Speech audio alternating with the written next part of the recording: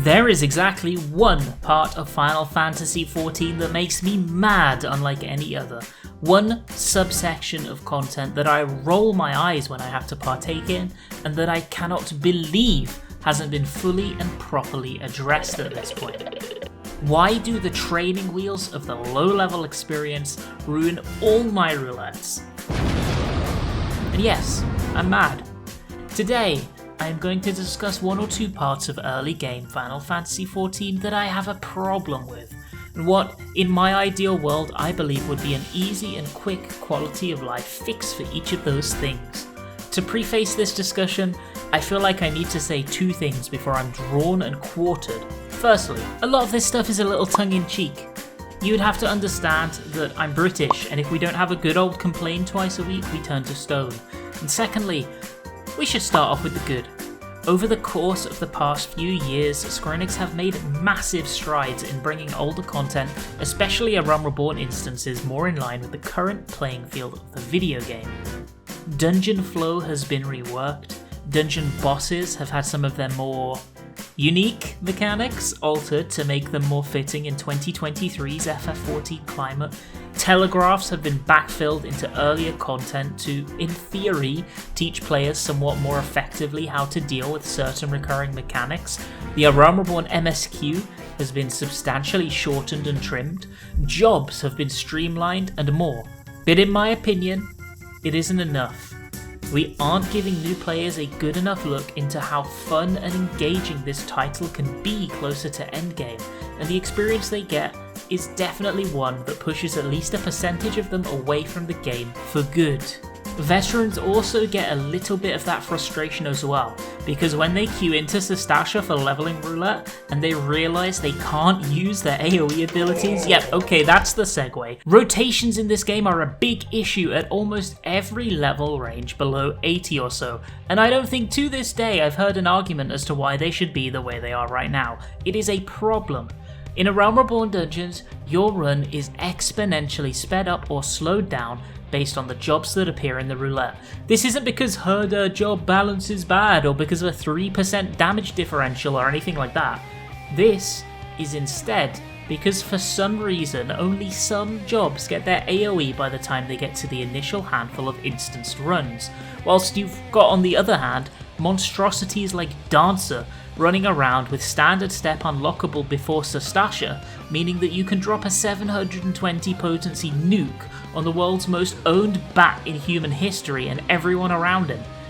Healers don't get their AoE GCDs until level 45. Why? What possible logical reason can there be for this? Do they want every single new player to focus on their Cure 1 rotation for 30 levels straight? What's going on here?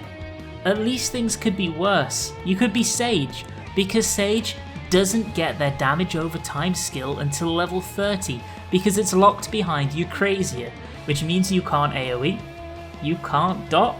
You, my friend, are the equivalent of the guy who takes the photo at a friend gathering.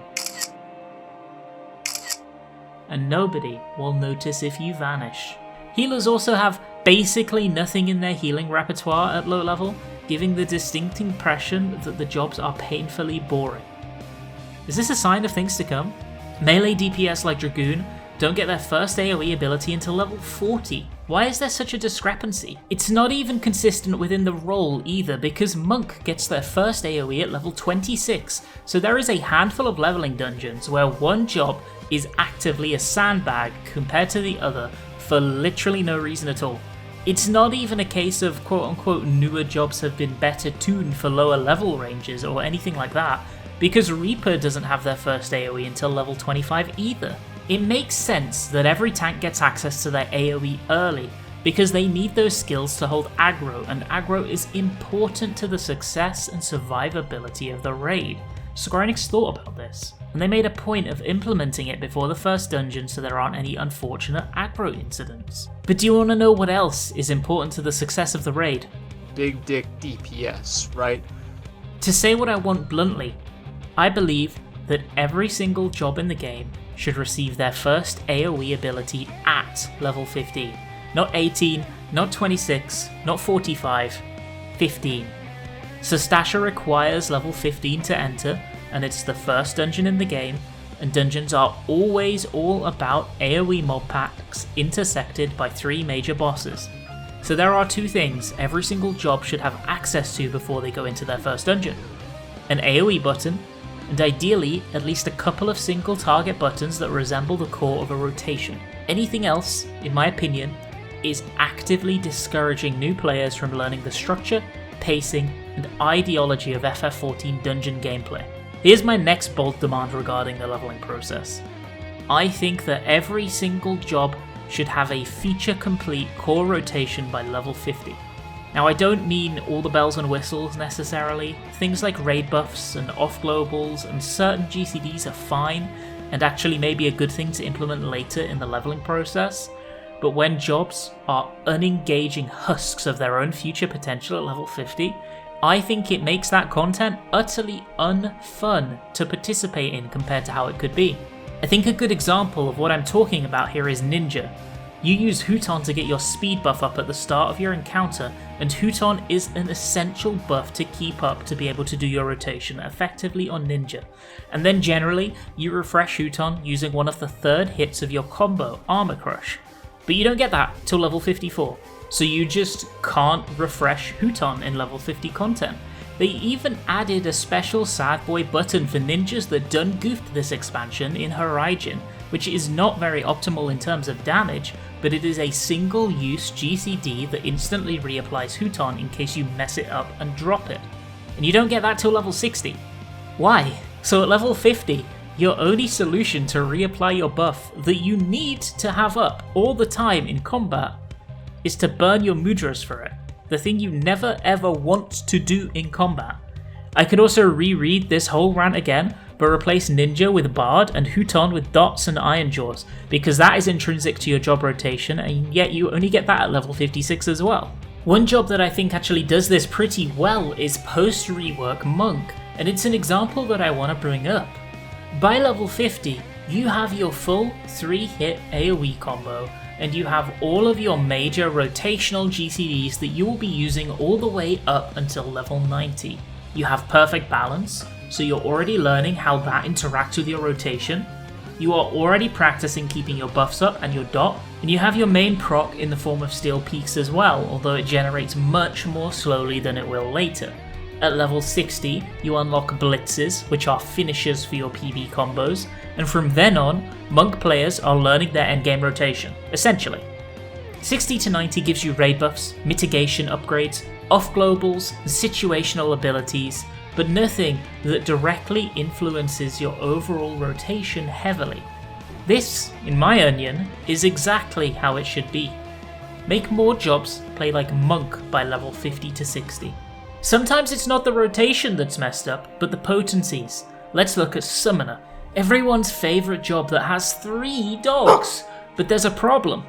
Because while Summoner gets all 3 of their dogs by level 50, one of them you only want to summon and then skip doing their GCDs at all, instead doing your filler GCD because it does more damage.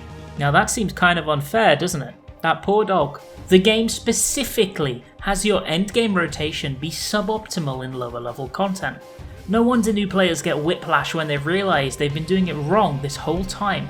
And this isn't even just super low level content either, because you want to know which piece of content Emerald GCDs are suboptimal in? 2 of the 5 ultimates in the game. At level 70, speaking of level 70, it's time to complain about your favourite job, Reaper.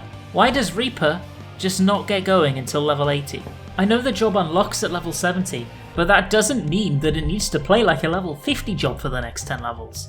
At level 70, Reaper has a buff to keep up, a 1-2-3 rotation, 1 GCD that gives you extra gauge, and an extra GCD with an off-global component that accompanies it to spend that gauge. That's it. That's all you have. It feels so empty, there's like 7 buttons. It would be like if Dragoon just had no Life of the Dragon and no jumps. Reaper has no Salsa, no Enshroud, no Gluttony, no Plentiful Harvest, no raid buff. It's so egregious because Enshroud is an important part of the Reaper rotation. Honestly, I consider it kind of essential, and it's just not there until level 80. Considering the game revolves around 2-minute burst windows nowadays, It's ironic that the most recent and wildly popular melee DPS just doesn't have one in Yukobanubu. Please, please, make every job functional at low levels and make them good by level 70. So, I understand. You want a TLDR. Here's my TLDR. Give every job AoE at level 15. Make all their base rotations work properly by level 50. Make them all rotationally feature complete by 70. What is optimal at endgame should also be optimal at all level ranges. Oh, and give Sage their bloody dot earlier, please, come on. Because I can't have literally the entire video be just me complaining about rotations, let's quickly chat about a few other things that I thought of that I would love to see personally. Their shared fate system was added in Shadowbringers, and I think on the whole it was great, honestly. It added an extra incentive for farming, because you could procure useful crafting materials, minions, orchestrion rolls and more, as well as work towards some achievements and titles if you so wished. I really think this feature would benefit from being backfilled into every single fate across the entire game. There's no need to add tons of new rewards or anything, or even associate new titles and achievements with it. That doesn't matter too much. Just maybe add like one NPC for each expansion in their endgame city that allows you to purchase crafting materials for that expansion, and make every fate give a relative amount of gemstones rather than getting nothing at all for lower level areas. Also, actually, it would be lovely if we were able to buy teleport vouchers with gemstones. I really think in general we need more avenues to buy teleport vouchers because they're just such a nice thing to have. Housing is something else that's a bit of a pet peeve for me. I understand the story and lore implications of what I'm about to say, and I'm gonna raise you this. I don't care. Players should be able to access all housing wards, including Ishgard and Shirogane housing, by level 10 or so. I know that right now they are technically available by teleporting to a friend's plot, but I think it would be a lovely quality of life perk to just make all housing visitable at low level, easily and natively, without needing to jump through additional hoops.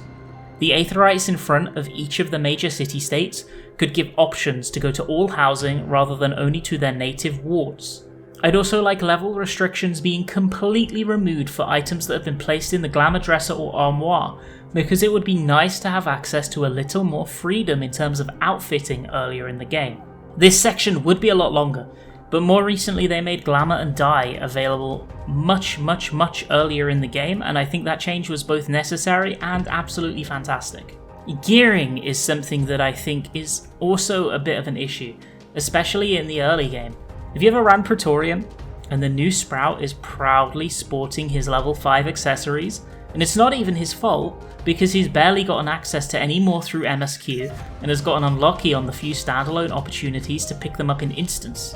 Yeah, adding gear coffers for questing throughout the ARR story was a positive step, but at this point I feel like the level 1 to 50 experience really just needs some additional accessory sets filled in to be handed out like crunchy item level candy, so that our new players can be dressed at their best. So there's one more thing that I'd like to talk about here, but if I did, this video will be like an hour long.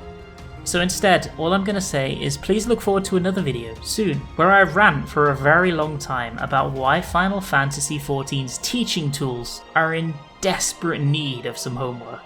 What would you change about the low-level FF14 experience if you had carte blanche, if you had full control over upcoming changes to the game? Do you agree with the examples and changes I gave, or do you think I've huffed a little too much copium? Thank you so much for watching. I really hope you enjoyed today's video. I'll be back with another one within the next week, so if you are at all interested, I'd really appreciate it if you subscribed, because I realised that something like 90% of my viewers aren't subbed. Damn guys, that's kind of fucked up. Have a fantastic rest of your day, and make sure to enact your weekly prayer circle to Yoshi P for level 15 AoE. Have a good one.